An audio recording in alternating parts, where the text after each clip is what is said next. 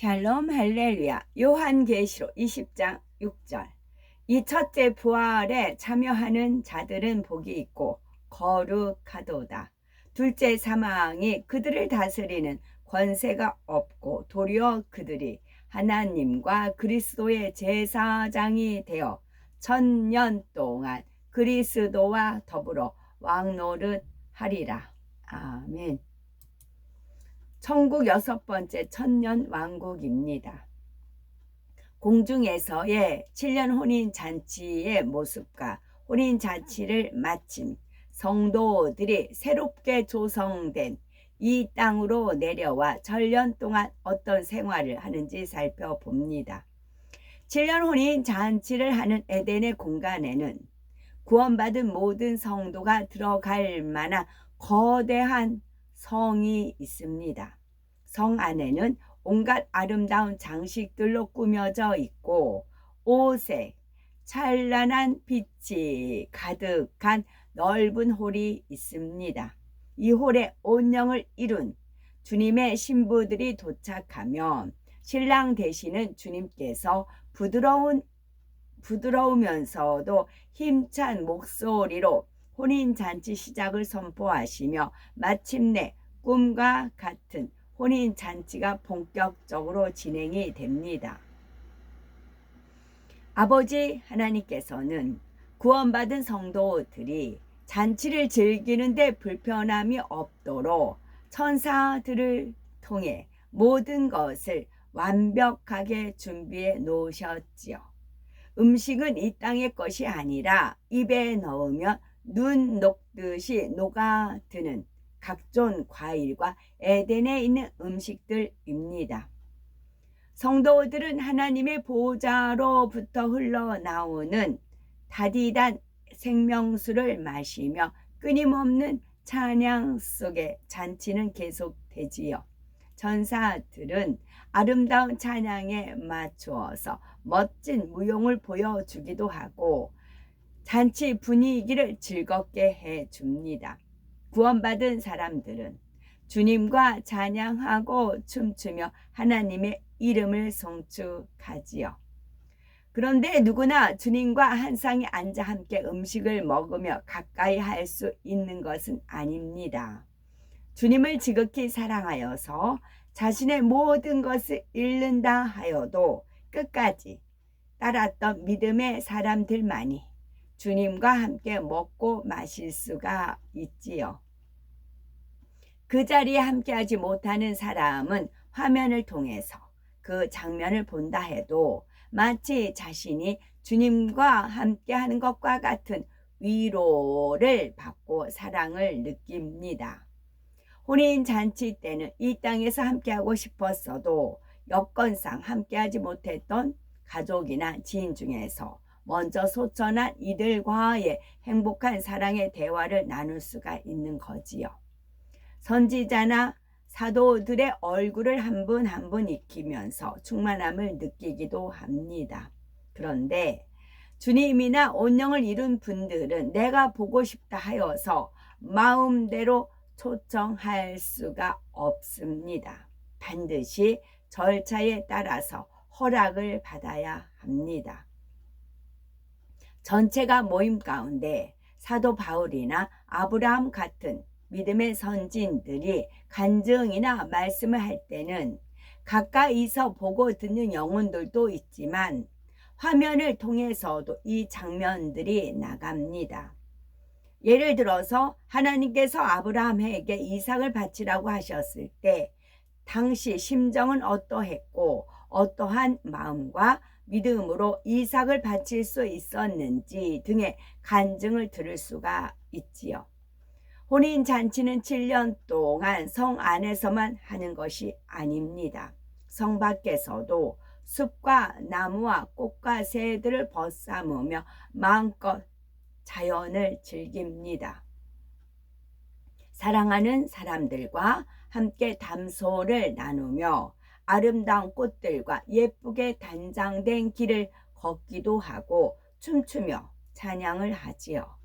혼인잔치를 위해서 마련된 이 넓고 넓은 공간 안에는 마음껏 누리며 즐길 수 있는 것들로 가득합니다. 진령혼인 잔치가 벌어지는 동안은 그곳에 불이 꺼지지 않습니다. 물론 에덴은 빛의 영역이기에 당연히 밤이 있는 것은 아니지만 불이 꺼지지 않는다는 것은 이 땅에서처럼 잠을 자야 하거나 쉬어야 한다는 의미가 아닙니다. 아무리 즐겨도 지치거나 힘이 빠지지 않고 즐거움과 충만함이 더해질 뿐입니다. 그러니 7년이 마치 7일처럼 순간에 지나갑니다. 설령 휴거되지 못하고 고통받고 있는 가족이 있다 하여도 생각조차 나지 않을 만큼 즐겁고 행복하게 지나갑니다. 반면에 지상에서는, 이 땅에서는 7년 동안 지옥 같은 시간이 펼쳐지고 심히도 길게 느껴지지요. 적그리스도의 지휘하에서 주를 믿는 사람들을 색출하여 주를 부인하도록 끔찍한 고문과 잔인한 일들이 공공연하게 자행이 됩니다. 믿음을 지키려는 사람들은 견딜 수 없는 불안과 공포 속에서 하루하루 살아가야 하지요. 마태복음 25장에 보면 천국은 마치 등을 들고 신랑을 맞으러 나간 10처녀와 같다고 하셨습니다. 등에 기름을 준비한 슬기로운 5처녀는 신랑을 맞이하여 혼인잔치에 들어갔지만 등에 기름을 준비하지 못한 미련한 5처녀는 그제야 기름을 사러 갔다가 혼인잔치에 들어가지 못했지요. 우리는 늘 깨어 기도함으로 슬기로운 5처녀처럼 영적인 기름을 넉넉히 준비해 두기 바랍니다. 또한 부지런히 마음을 할례하여 혼인잔치에 들어갈 예복도 준비해 놓아야 하겠지요. 예수님께서 예복을 준비하지 않으면 결코 혼인잔치에 함께 할 수 없다고 말씀하셨습니다. 예복이란 구원받은 성도들이 입는 빛나고 깨끗한 세마포이지요. 요한계시록 19장 8절에 이 세마포는 성도들의 옳은 행실이로다 하였습니다. 성도들의 옳은 행실이라는 것은 하나님의 말씀인 빛 가운데 행하는 것입니다. 그러므로 하나님의 말씀대로 빛 가운데 행함으로 혼인잔치에 함께 할 수 있는 세마포를 준비해야 되는 거지요. 공중에서의 7년 혼인잔치가 마쳐지면은 주님과 함께 이 땅에 와서 천년 동안 왕노릇을 하게 됩니다. 요한계시록 20장 6절을 보면 이 첫째 부활에 참여하는 자들은 복이 있고 거룩하도다. 둘째 사망이 그들을 다스리는 권세가 없고 도리어 그들이 하나님과 그리스도의 제사장이 되어 천년 동안 그리스도로 더불어 왕노릇하리라 했습니다. 여기서 첫째 부활에 참여한 자들이란 바로 구원받은 하나님의 자녀들을 가리키며 둘째 사망이 그들을 다스리는 권세가 없다는 것은 둘째 사망 곧 지옥의 형벌이 구원받은 하나님의 자녀들과는 무관하다는 의미입니다. 구원받은 하나님의 자녀들은 하나님과 그리스도의 제사장이 되어 천년 동안 그리스도로 더불어 왕노릇하지요. 주님께서 지상에 재림하시면 7년 대환란으로 황폐해진 지구를 깨끗하게 정돈하십니다. 먼저는 오염된 공기를 정화시키며 산천초목을 새롭게 하시고 아름다운 환경으로 조성해 주시지요. 천년 왕국이 끝나면 하나님께서는 인간 경작을 위해서 조성했던 지구와 해, 달 등 첫째 하늘에 있는 모든 것들을 다른 곳으로 옮기십니다. 그러므로 아버지 하나님께서는 7년 혼인 잔치가 끝나면 그동안에 경작받았던 이 지구를 아름답게 꾸며서 우리가 천년 동안 왕노릇하면서 살아가도록 배려하시는 것입니다. 경작받았던 이 땅에 대한 아쉬움이 남지 않도록 하시는 것이지요. 천년이라는 세월 동안 하나님께서 아름답게 회복시켜 놓으신 이 땅에서 주님과 함께 왕노릇하면서 마음껏 즐기며 행복한 시간을 갖는 것입니다. 주님도 이 땅에 3년 공생애 생활하시면서 이 세상 즐기지 못했잖아요. 돌아보지 않으셨잖아요. 갈릴리, 예루살렘 거기서만 계셨잖아요.